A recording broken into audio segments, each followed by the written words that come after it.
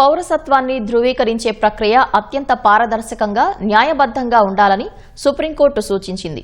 అసోంలో విదేశీయులుగా ప్రకటించిన 27 మంది వ్యక్తుల పౌరసత్వ హోదాపై తీర్పును వెలువరిస్తూ సుప్రీంకోర్టు ఈ వ్యాఖ్యలు చేసింది.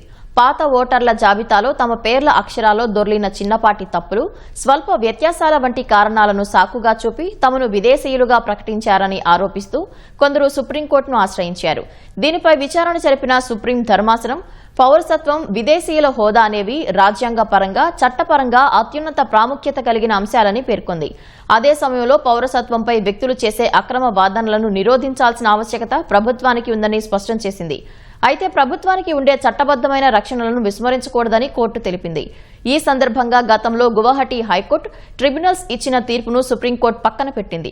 ట్రిబ్యునల్స్ మళ్లీ విచారణ జరిపేంత వరకు విదేశీయులుగా ముద్రపడిన ఆ 27 మందిపై ఎలాంటి కఠిన చర్యలు తీసుకోకూడదని సుప్రీంకోర్టు ఆదేశించింది. ఈ ఉత్తర్వులు కేవలం చట్టబద్దమైన, నిష్పాక్షికమైన పునర్విచారణను నిర్ధారించేందుకు మాత్రమే పరిమితమని, పిటిషనర్లు సమర్పించిన పౌరసత్వ అర్హత పత్రాలపై తాము ఎలాంటి వ్యాఖ్యలు చేయడం లేదని సుప్రీంకోర్టు స్పష్టం చేసింది.